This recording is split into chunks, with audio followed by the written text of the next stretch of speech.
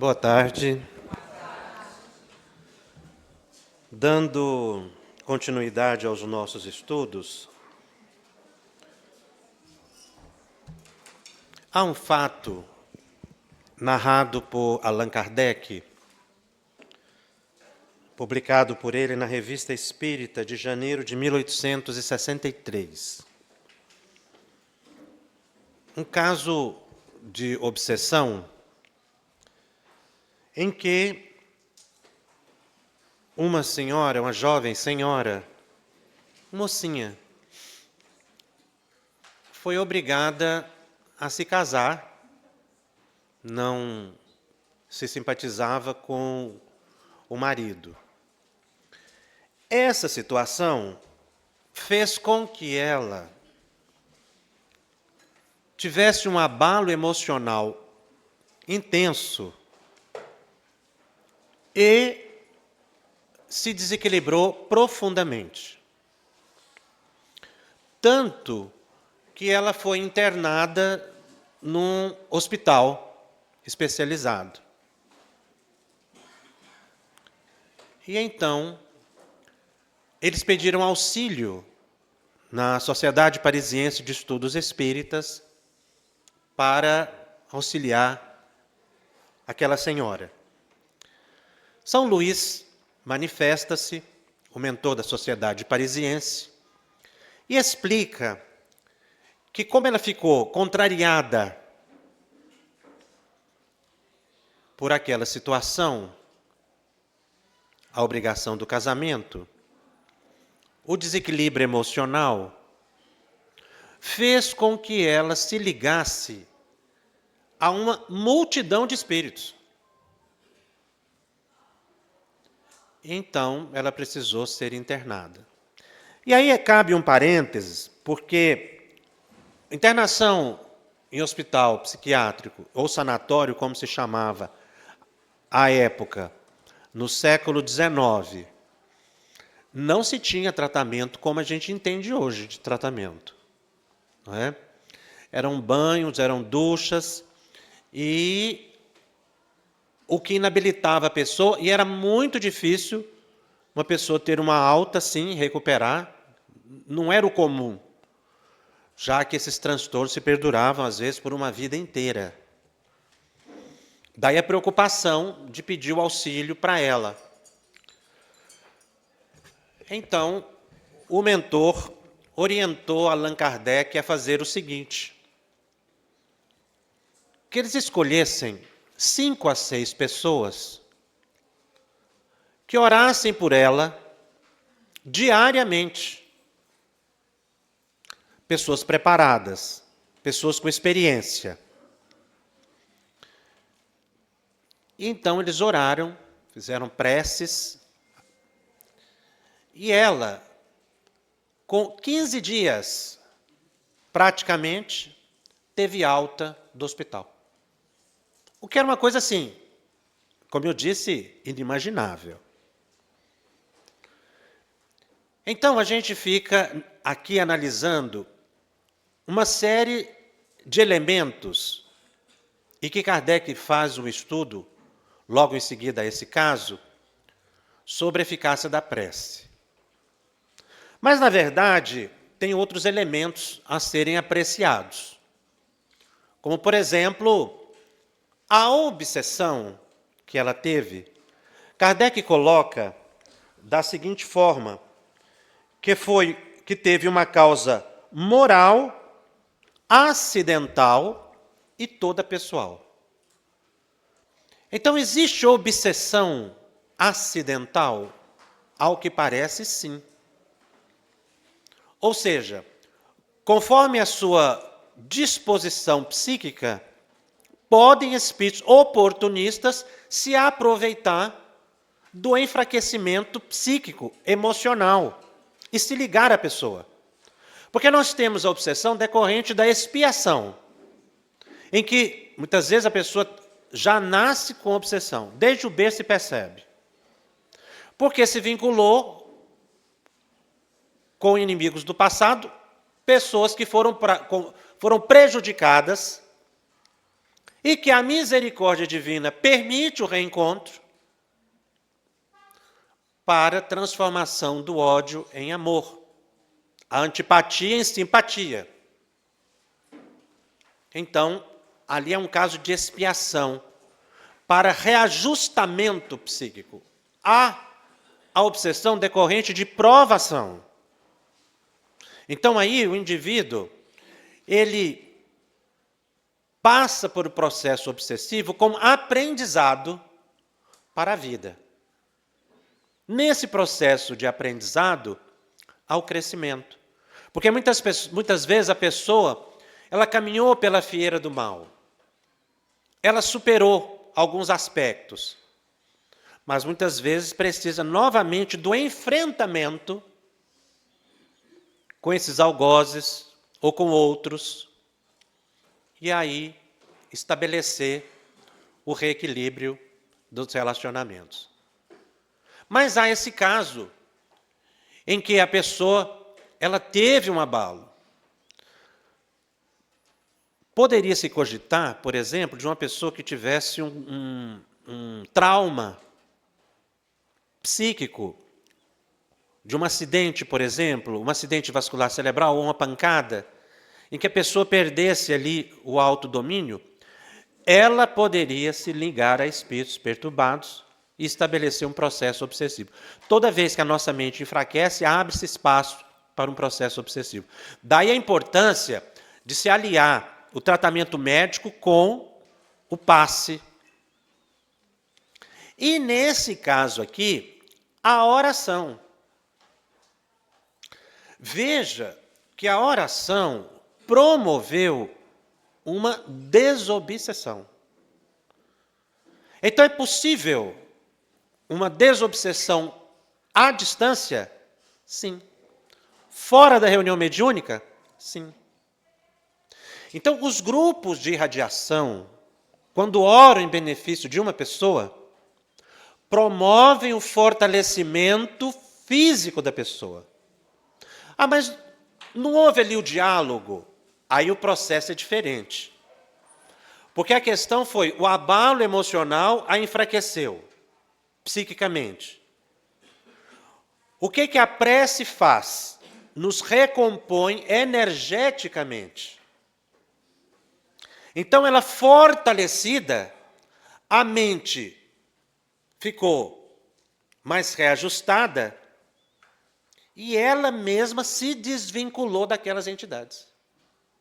Porque a sintonia decorria de uma fraqueza psíquica.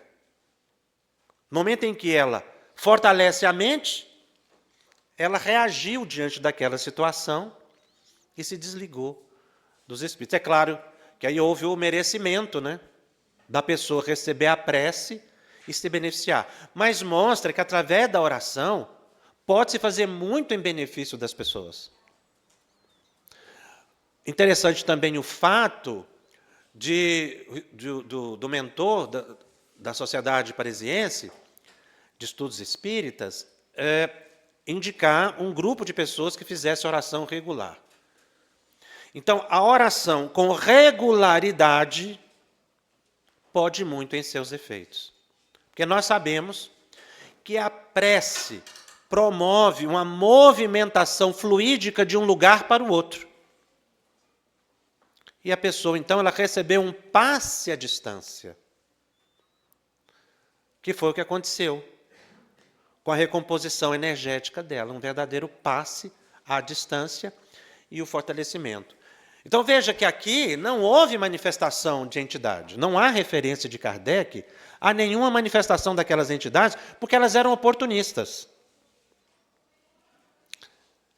No momento em que ela desintonizou, promoveu a desobsessão. Isso faz, meus irmãos, com que a gente aumente a fé na prece. Nós temos que ter confiança nos benfeitores espirituais. Toda prece tem uma resposta positiva, mesmo que a resposta seja o silêncio. Há sempre uma resposta. E esse caso ele é muito interessante, ele é de referência, porque abre um capítulo novo no estudo da obsessão e da desobsessão. uma desobsessão decorrente de um enfraquecimento psíquico, que é colocado por Kardec como que acidental. Nós vamos ver a mesma referência de Dr. Bezerra no livro Recordações da Mediunidade, de Ivone do Amaral Pereira, quando ela fala de um tipo de obsessão decorrente da evolução, que seria também acidental. Ou seja, Dr. Bezerra explica, através dela, que nós estamos desenvolvendo a mediunidade como faculdade psíquica. Toda a humanidade está evoluindo. Nesse processo evolutivo, os nossos potenciais psíquicos estão se ampliando. Ou seja, a nossa percepção mediúnica está mais aguçada. Nós não desenvolvemos a mediunidade numa encarnação só, mesmo para os médiuns ostensivos. Porque nós temos os médiuns ostensivos e os médiuns não ostensivos, que é a maioria da população. Então, com essa ampliação dos potenciais psíquicos, a gente está mais próximo da dimensão espiritual, que é aqui, que é o espaço que nós ocupamos. Que é outra visão que a gente precisa corrigir. A gente fala muito material, mundo espiritual, né? É uma coisa assim fora, muito distante, mas não é. O mundo espiritual é onde estão os espíritos. E onde estão os espíritos? Em todos os lugares. Inclusive aqui. Porque a gente vive duas dimensões ao mesmo tempo. A dimensão material e espiritual. Por isso eu opto sempre por usar a palavra dimensão, porque é uma questão de vibração, de frequência psíquica. E não de um espaço físico diferente. E aí a gente vai perceber que com essa evolução psíquica, a gente vai entrando mais em contato com a dimensão espiritual. Qual? Aquela com a qual nós temos afinidade. Com a qual nós temos afinidade. Que poderá ser o nosso anjo de guarda, espíritos amigos ou espíritos inferiores, conforme a nossa índole. Em sendo espíritos superiores, nós não vamos ficar naturalmente obsidiados, porque a gente está mais intuitivo, mais sensível, mais perceptivo da dimensão espiritual. E também, com isso, nós vamos podendo entrar em contato com espíritos inferiores. Se isso acontece, ocorre um processo obsessivo, o domínio de uma mente sobre outra. Essa obsessão seria decorrente da evolução. Então a evolução seria um mal? Não. É a ampliação do potencial psíquico. O uso depende da gente. Nem todos precisam ficar obsidiados. Não há essa fatalidade. É uma questão de índole, pessoal. Por isso o cuidado que a gente tem que ter com os próprios pensamentos. Para não atrair entidades que possam vir nos perturbar, com as quais nós não temos um vínculo. Em função de uma invigilância comportamental, emocional, nós podemos nos vincular a entidades desequilibradas. Então a gente percebe que esse quadro pandêmico de obsessão decorre de um processo de evolução. Só que a gente está aprendendo com isso, a lidar com a mente. E muitas vezes, nesse processo de aprendizado, vem a dor, a dificuldade, o sofrimento, para que a gente possa, então, ir aos poucos, encarnação em encarnação, dominando a própria mente. Um dia vai desaparecer da Terra a obsessão, porque a obsessão é um fenômeno de planetas inferiores. Nos planetas superiores não existe obsessão, porque a obsessão é uma mente que domina a outra. Não há essa ideia de domínio entre espíritos elevados. Então, um dia a obsessão vai ser debelada da Terra. Mas a gente precisa estar atento, porque nós podemos fazer conexões perturbadoras desnecessárias do nosso quadro evolutivo,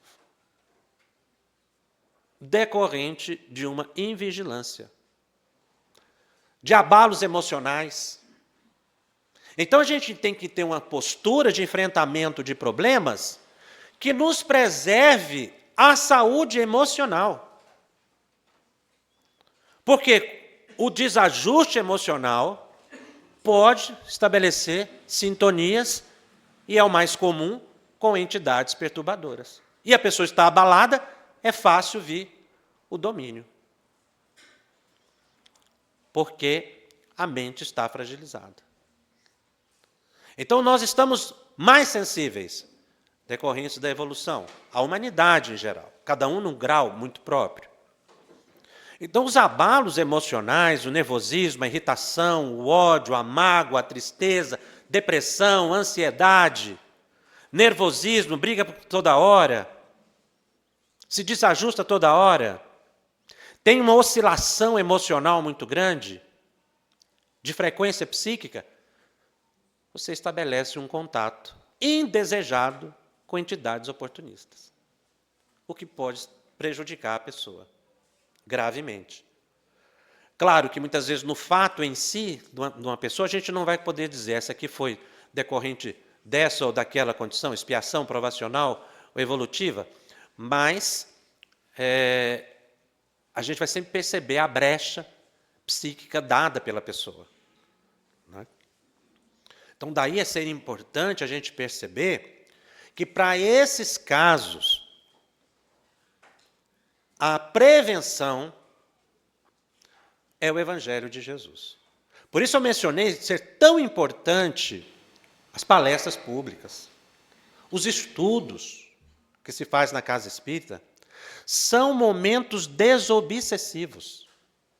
Porque o que é a desobsessão? A mudança de frequência psíquica. Você saiu da sintonia, não há domínio mental. Tem aquele propósito de transformação interior, não há o domínio mental. Então são espaços de socorro espiritual extremamente importantes. Mas é preciso dizer isso ao povo, né? É preciso esclarecer ao lado do passe essa busca de melhoria pessoal. Para que a gente não caia na situação do caso de 10ª vez. Esse caso de 10ª vez eu acho muito interessante. Está em Missionários da Luz, no capítulo que ele estuda os passes. André Luiz estuda o tema passes, ele menciona, ele chega numa reunião pública e observa que os espíritos superiores, não é qualquer espírito que transmite passe na dimensão espiritual, só os técnicos encarregados, eles caminham entre as pessoas. A pessoa, quando chega no centro, ela já é cadastrada, ela já é identificada, o problema que ela tem. E no momento da palestra, ela já está sendo tratada. Muitos miasmas estão sendo retirados. Ela está dessintonizando com entidades perturbadoras. Nós temos que valorizar muito a reunião pública. Que as palestras sejam de qualidade. O que a gente precisa hoje é de palestra doutrinária, estudos que esclareçam as pessoas. A retórica é importante, a notícia que emociona, que nos faz alegrar, isso tudo é importante. Mas é preciso que se transmita doutrina espírita. Porque a palestra pode ser belíssima, mas não tem doutrina espírita. É excelente, mas não é própria para o ambiente. Então a pessoa, quando ela está fazendo a palestra, ela está sendo intuída, porque o expositor é médium, para falar de acordo com a necessidade das pessoas. Mas ele tem que se preparar para isso, ele tem que estudar. E se preocupar não com a sua imagem, mas em transmitir o Evangelho. Por causa do trabalho terapêutico que está sendo feito ali. naquele momento da reunião pública. Então, muitas pessoas foram sendo atendidas, aí chega um espírito e fala para o encarregado, o mentor, assim, olha, nós estamos aqui com um caso de 10ª vez. André Luiz achou aquilo muito curioso e foram lá ver o caso de 10ª vez. Era um senhor que já tinha tomado o passe ali 10 vezes. Ele tomava o passe, chegava em casa, chutava o cachorro. Ele tomava o passe, chegava em casa, brigava dentro de casa. Quer dizer, ele tomava o passe, ele ficava bom, né? Ele recuperava a energia, o passe da energia. Ah, era melhorar a saúde, bomba em cima do outro. Aí o mentor analisou o caso dele e falou assim, então agora você vai fazer o seguinte, você vai melhorar ele, mas só um pouquinho. Não melhora ele 100%, não. Ele ainda vai sair daqui ainda sentindo um certo mal-estar. Porque nós não estamos aqui para referendar o erro das pessoas. Ficar eternizando essa situação é endossar o erro. Nós não estamos auxiliando as pessoas para endossar o erro, mas para que elas se modifiquem interiormente. Ele não está aproveitando o benefício. Então deixou de merecer aquela assistência. Era um caso de 10ª vez. Eu sempre fico muito preocupado com isso e sempre tomo muito pessoalmente para eu não me tornar um caso de 10ª vez. Porque a gente, sem querer, se torna um caso de 10ª vez. Às vezes não no passe, mas em outras circunstâncias. Nós temos que ter essa atenção para não nos tornarmos um caso de 10ª vez, que está incorrendo nos mesmos erros, muitas vezes sendo beneficiado, daqui a pouco já não tem mais. Porque a gente já atingiu o limite do merecimento nas diversas situações da vida em que se vive. Nós temos que aproveitar sempre o benefício. Então, no momento da reunião pública, eu estou destacando porque é um espaço de desobsessão. É um espaço de desobsessão coletivo. Para que a gente tenha um olhar, além da reunião mediúnica, que é importante, não estamos aqui analisando por desmerecimento, mas ela tem um propósito, como eu mencionei pela manhã. As outras modalidades, a oração, mostra que a gente orar para uma pessoa, um grupo orar para uma pessoa, isso traz um grande benefício para a pessoa. Imenso benefício. E a pessoa ser esclarecida de que esse momento evolutivo requer muita vigilância de nós, por parte de nós todos. Esse momento evolutivo que se está se enfrentando, para que não haja desequilíbrios muito sérios. Uma outra coisa que eu acho muito interessante no estudo de Allan Kardec, quando ele fala na Gênese sobre os fluidos. Os fluidos são alteráveis pelos nossos pensamentos. Nós criamos imagens mentais. E podemos dizer que os ambientes têm uma característica fluídica própria, de acordo com os pensamentos das pessoas que vivem naquele ambiente. Quem nunca sentiu um bem-estar entrar num local de oração, de serenidade e meditação? Ou sentiu um mal-estar? Se no ambiente é de violência, de viciação, se ocorreu um crime. Esta sensação é uma leitura fluídica que nós todos fazemos dos fluidos do ambiente. É uma percepção do fluido, chamada de psicometria. Todos nós somos psicômetras. Uns em grau mais avançado do que outros. Aquele que a pessoa pega no objeto e identifica a pessoa, onde está, o que aconteceu com ela, está encarnado, desencarnado, isso é raro. O comum é essa percepção fluídica que a gente tem. Então Kardec explica que nós temos um perispírito que é fluídico. Quando a gente entra em contato com certos fluidos, a gente os absorve, podendo nos trazer saúde ou doença. Então, um ambiente pode adoecer uma pessoa? Pode. Dependendo do ambiente que você frequenta. Por causa da assimilação dos fluidos. E o indivíduo pode, inclusive, ter um enfraquecimento psíquico e ficar obsidiado. Por invigilância. Porque a pessoa vai entrar em contato com vibrações, energias muito negativas. Fluidos muito densos que a gente vai assimilando aquilo aos poucos. Então a gente entra em contato, meus irmãos, com a dimensão espiritual de duas formas. Com os espíritos e com os fluidos. E das duas maneiras a gente tem que ter muita atenção. Conforme for a sensibilidade da pessoa, ela vai perceber mais.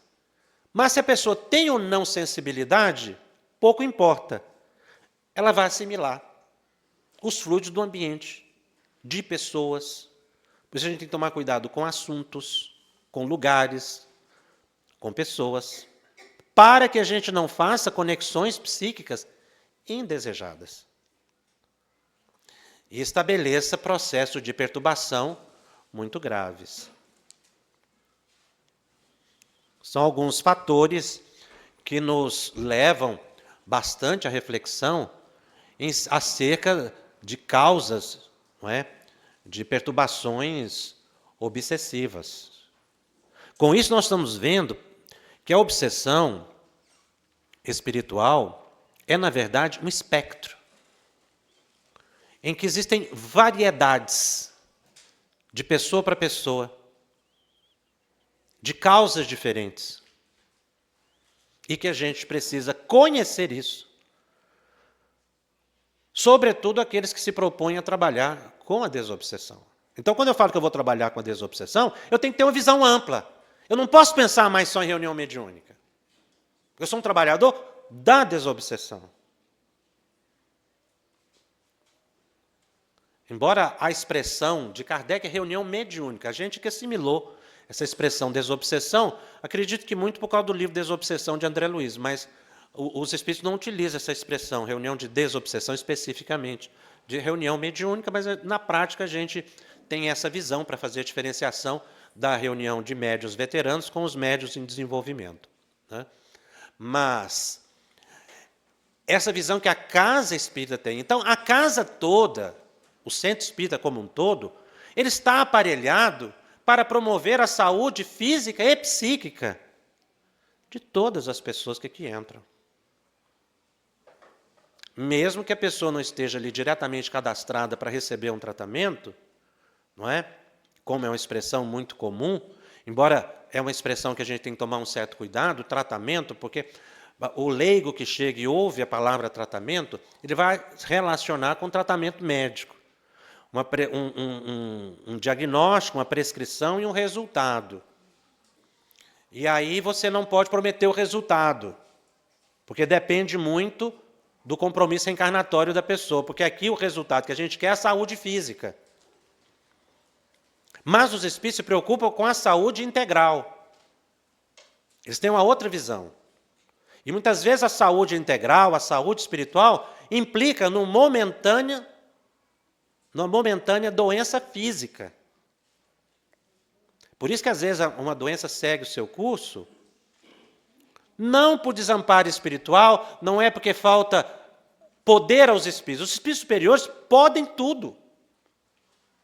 Não fazem porque não devem, não é porque não podem. A gente tem que ter essa confiança também. Porque tem gente que não tem essa orientação e acha, não, aquele centro espírita lá é fraco. Não sei se vocês ouviram falar essa expressão. O centro é fraco. Eu gosto de centro forte. Tem nada disso. Isso é um mito. Porque todo o poder está na mão dos espíritos superiores. Eles estão em todos os lugares. O problema é o merecimento da gente. E às vezes a gente pediu para que não houvesse interferência para que os problemas seguissem o seu curso. Para o nosso aprendizado espiritual, inclusive aí as dificuldades físicas. Então nós vamos percebendo que há uma série de situações favoráveis em nosso benefício e que nós temos que aproveitar. Um tema também interessante é a obsessão na criança. muitas crianças nascem, já reencarnam e têm processos obsessivos no berço, fruto de vidas passadas em que os inimigos se aproximam e é permitido para o resgate da pessoa. São 3 situações identificáveis.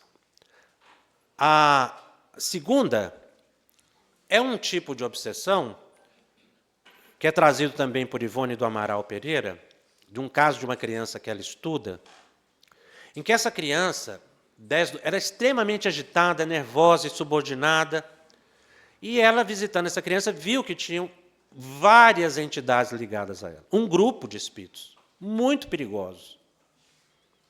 Charles explica para ela que ela, entre uma encarnação e outra, aquele período que Kardec chama de erraticidade, entre uma encarnação e outra, que você está no mundo espiritual, ela se vinculou a espíritos muito perturbados, uma questão de afinidade. Ela se enturmou, digamos assim, na vida espiritual, envolveu-se com um grupo muito inferior de atitudes que prejudicam muito a saúde das pessoas. Ela reencarnou e o grupo veio junto. Então, uma obsessão decorrente de um período de erraticidade. E o terceiro tipo, decorrente da convivência doméstica. Em função dos fluidos do ambiente e das entidades que são atraídas para dentro de casa pelos responsáveis e pelos cuidadores da criança. Convivendo com os fluidos, a gente não adoece? Convivendo com espíritos inferiores, a gente não adoece? Então, a criança que é mais sensível, médium naturalmente, porque todas as crianças nascem médiums. Se ela vai ser ostensiva ou não, isso pouco importa. Todas as crianças são médiums. Nós temos que colocar isso na mente e tratar todas as crianças nessa condição mediúnica, de grande sensibilidade, de percepções muito claras, mesmo que elas não digam. Então, qualquer ambiente de violência, de perturbação, leva um desajuste emocional da criança e ela fica obsidiada. As crianças são médiuns dos pais, dos responsáveis, porque elas têm grande confiança. Não é uma mente que domina a outra? O domínio sobre a criança é natural. Daí a responsabilidade. Então, os responsáveis podem obsidiar os próprios filhos. Porque nós temos a obsessão de encarnado para encarnado. Uma das provas mais seguras é o ciúme. Mas não só o ciúme, em que uma pessoa chega a ser violenta com a outra. Mas também a mágoa, o ódio, a irritação, em que a pessoa fica bombardeando psiquicamente a outra. Se houver a sintonia, há o desequilíbrio. Então, como eu disse, ninguém gosta de ser chamado de obsessor. Mas às vezes a gente age como se fosse, porque é uma mente induzindo a outra. O processo obsessivo é um processo indutivo, é um processo hipnótico, de uma mente que domina a outra, dá um comando e o outro obedece. Por isso a obsessão na infância, dá um comando, o outro obedece. Se vem o comando e a pessoa obedece, então há um domínio mental. É um processo magnético, é um processo hipnótico. E às vezes a gente faz muito isso, bombardeando o outro pelo pensamento.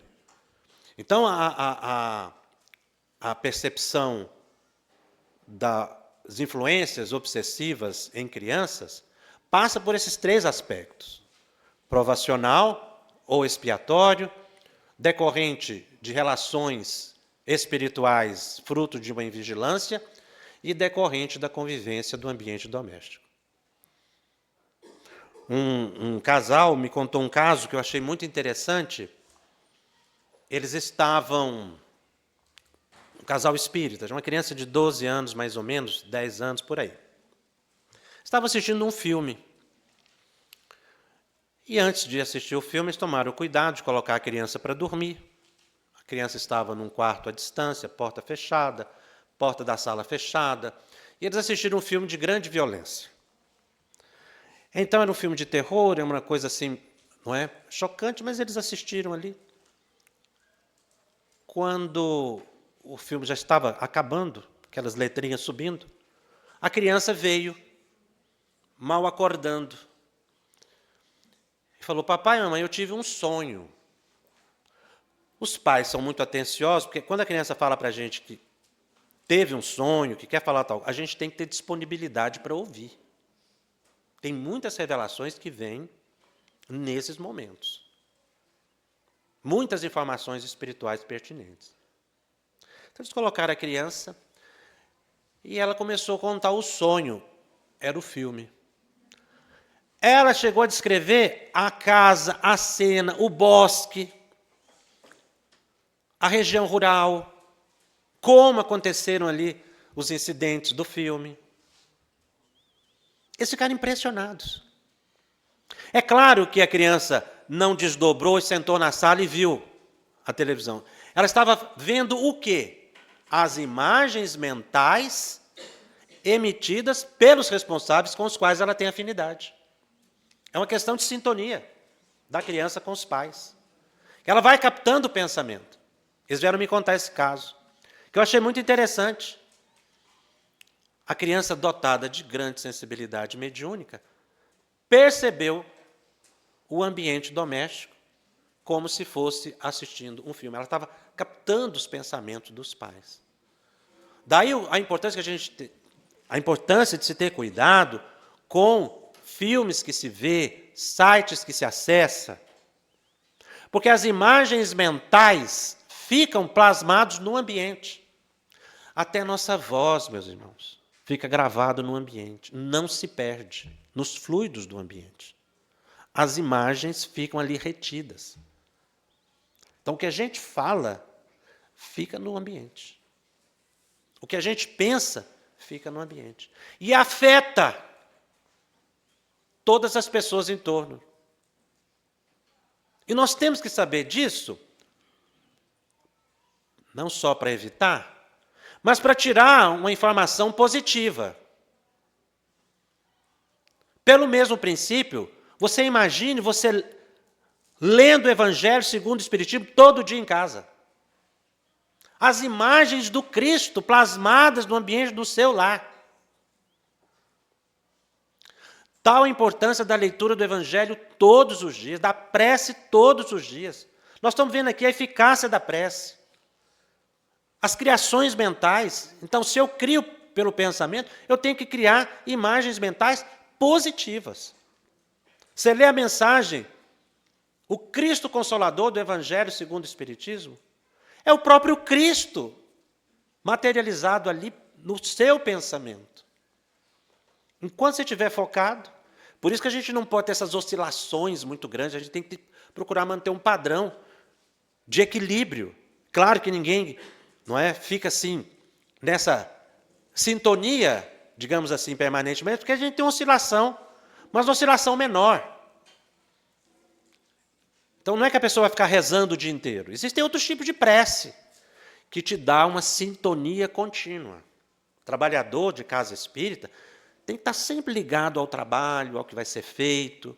Não é frequentar só a reunião mediúnica uma vez na semana, achando que isso basta.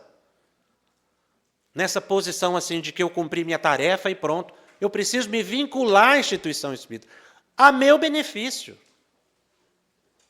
Nós temos que fazer qualquer coisa, porque isso estabelece uma dessintonia com entidades perturbadas e uma sintonia contínua com espíritos elevados. Faça qualquer coisa. Se não tiver nada para você fazer na casa espírita, varra o salão. Mesmo que o salão esteja limpo. Porque você que precisa disso, não é o centro. Então nós temos que estabelecer essas distrações. Não tem nada melhor para afastar uma sintonia negativa do que uma pia cheia de prato para lavar. Não coloque na máquina de lavar. Porque você ficar ali, você está ocupando a mão, ocupar as mãos, trabalhar, Você ocupa a mente. Mas você tem que colocar mente e corpo no mesmo lugar, né? Porque tem gente que está fazendo uma coisa pensando em outra.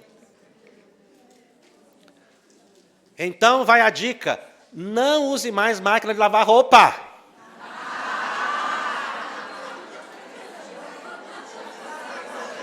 Não entendi a reação.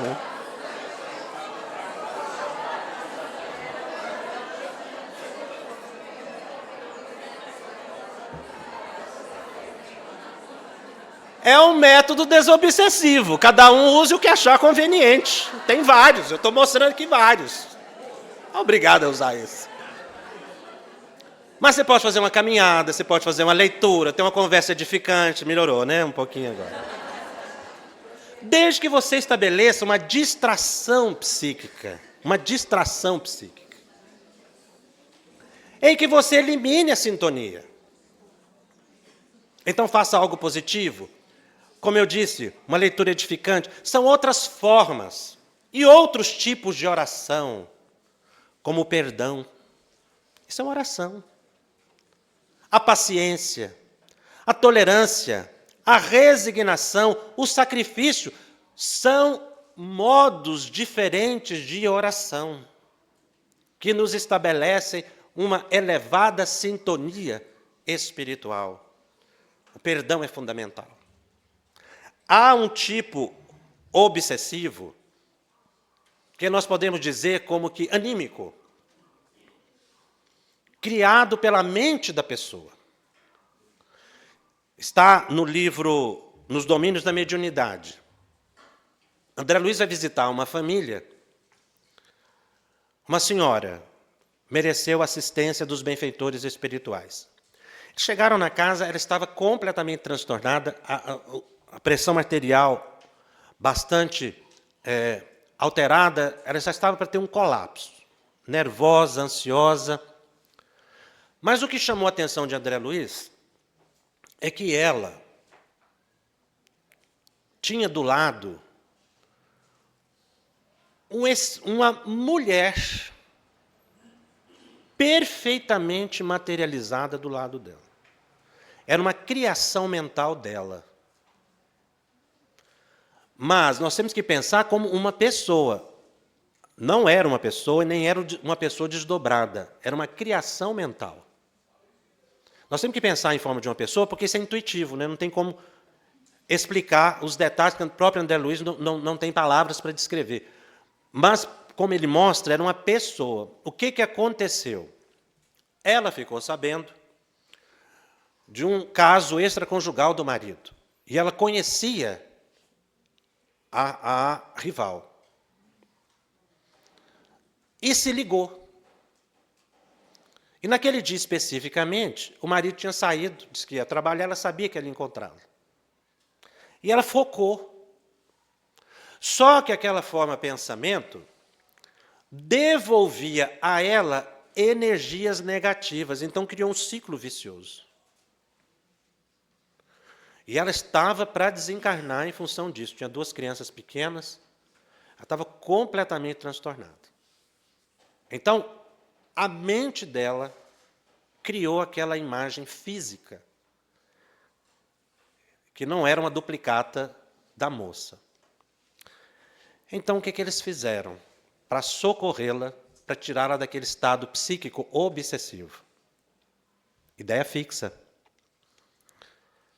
Eles a induziram ao sono e afastaram-na do corpo. E eles tiveram um verdadeiro diálogo de reunião mediúnica com ela.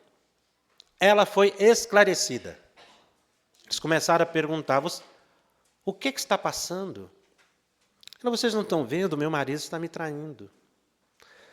E contou e falou do drama, da dificuldade. E os espíritos foram conversando com ela, dando conselhos. Ao certo momento ela disse, por que vocês não dizem isso a ele? Porque ele não tem preparo. Nós dizemos a você porque você é mais preparada. E a sua desencarnação agora não vai resolver o problema. É preciso que você se reajuste. Porque se você não se reajustar, você tem uma família. O seu drama, a sua dor são graves, ninguém desconhece. Não se está aqui endossando o erro do outro, mas é preciso que você entenda que o seu estado emocional não soluciona o problema. Não soluciona o problema. É preciso que você faça algo mais em benefício do seu lar, em benefício de você própria. E eles usaram um argumento que eu achei assim delicadíssimo. Eles disseram assim a ela: você não sabe quem foi essa moça e nem quem será. Olha que sutileza argumentativa. Pelas linhas da reencarnação, nós não sabemos quem foi e nem quem será. E realmente a gente vê isso na literatura própria espírita. O pai de André Luiz passou por um problema semelhante. Ele estava na região umbralina, quando o André Luiz visita. E 2 ex-amantes dele estavam ligadas a ele no umbral. Então, ele encontra a mãe e ela diz: eu vou reencarnar. Ela não precisava mais reencarnar. E vou me casar com ele novamente. E essas 2 serão nossas filhas. Nós não sabemos quem foi, nem quem será. Então, a situação chegou nesse ponto, André Luiz descrevendo o diálogo com aquela mulher amargurada. Mas há somente uma solução. Ela perguntou o que fazer. E eles deram um remédio. Remédio complexo, amargo. O perdão. A única forma dela desfazer aquela forma de pensamento era perdoar. Não de boca, mas de sentimento. Para desfazer aquele estado emocional e desabar a estrutura da forma pensamento. Porque ela é que seria beneficiada. Mas realmente, o perdão beneficia a quem perdoa. É complexo. Não se está facilitando ou romantizando situações como essa. Mas é a solução.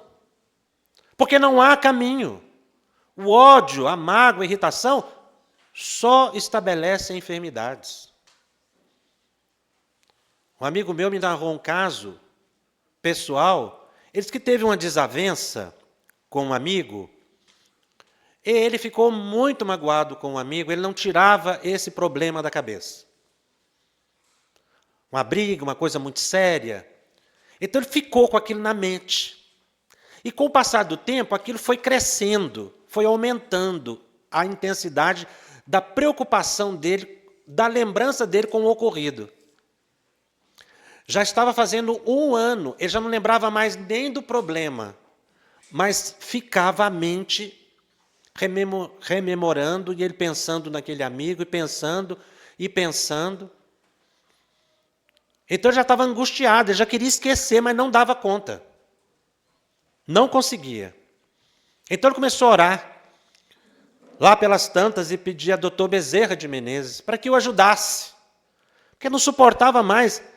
Ele não estava mais sofrendo com o problema, ele estava sofrendo agora com a lembrança do problema.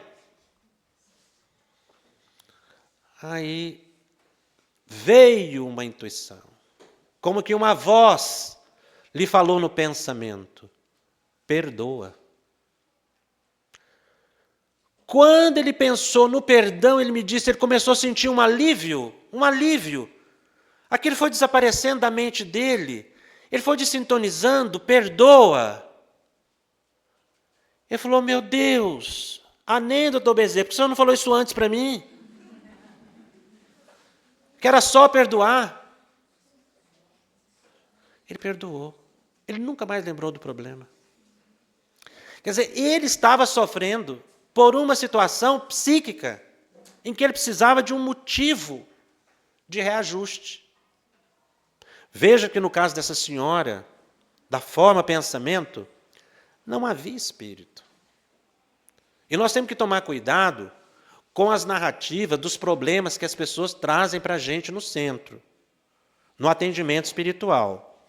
Porque muitas vezes a gente rotula tudo como um espírito. No caso dessa mulher, se ela narra o problema para qualquer pessoa, desatenta, a pessoa vai pensar, tem um espírito obsidiando a senhora. O vidente poderia ver o espírito, ver a forma de pensamento. Poderia. Então, a gente tem que ter essa compreensão de que existem obsessões decorrentes da criação mental da própria pessoa em função do problema que a pessoa está passando. E dar o remédio efetivo. Aqui, no caso, o aconselhamento. Então, quem foi esclarecido? Espírito? Não tinha. Era ela. Se você lê a narrativa, o diálogo, é impressionante, porque é uma verdadeira desobsessão que eles promoveram naquela senhora lá.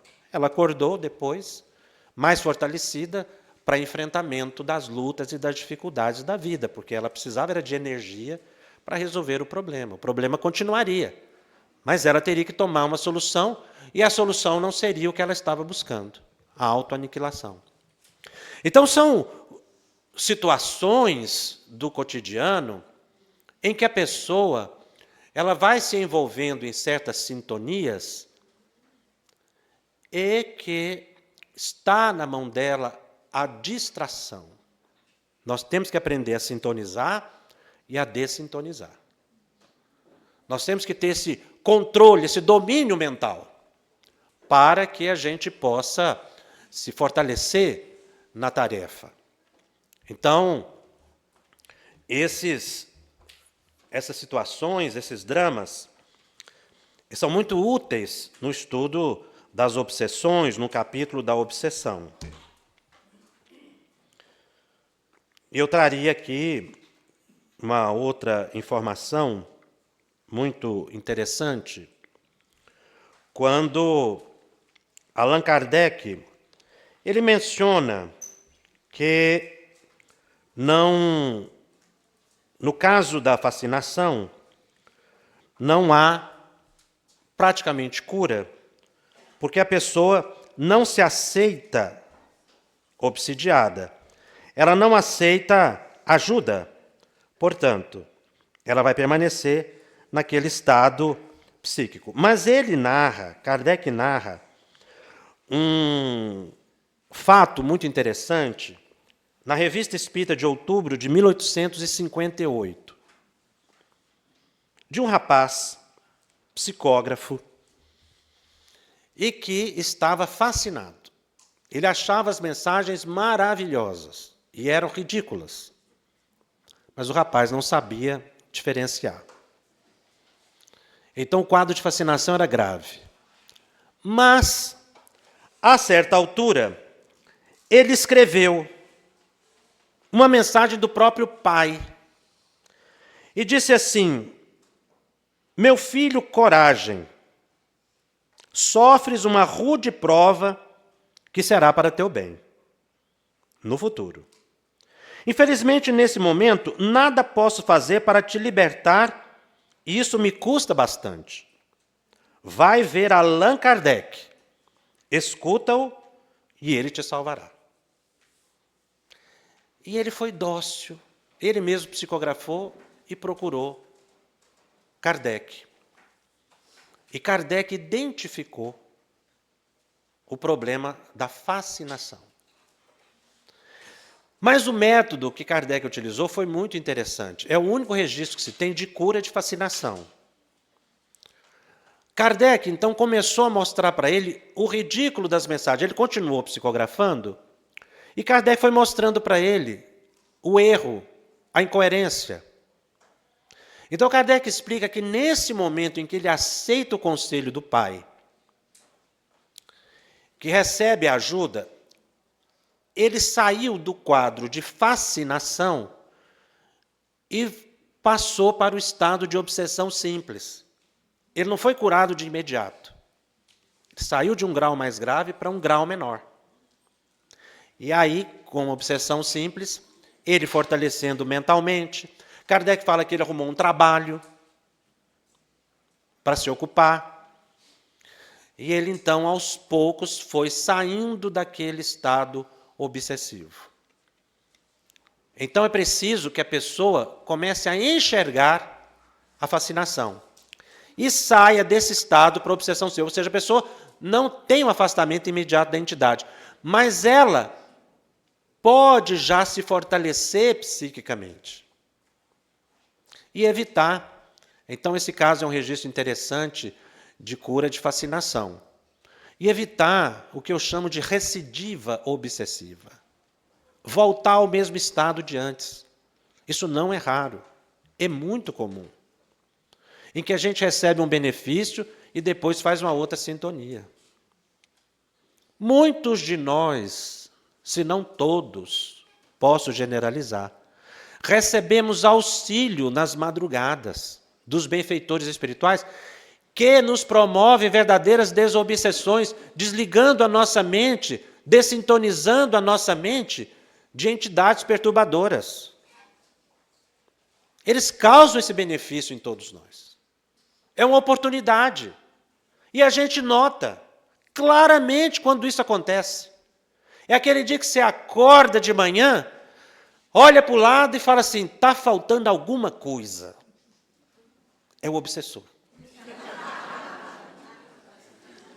Parece que tem um vazio. Aí a pessoa sente tanta falta que ela logo dá uma briga matinal e toma um copo de café, né? Fala, agora o dia começou. Porque ela ressintoniza. Se não com aquela entidade que foi beneficiada, com outra. É uma recidiva obsessiva. Quer dizer, a pessoa recebeu ajuda e volta ao problema. Porque ela não se recuperou emocionalmente, não mudou o modo de pensar. E é preciso que a gente aproveite esses momentos. Para a gente não cair num caso de 10ª vez e a gente não retorne a estados psíquicos indesejados. Então, a questão da recidiva obsessiva é uma realidade.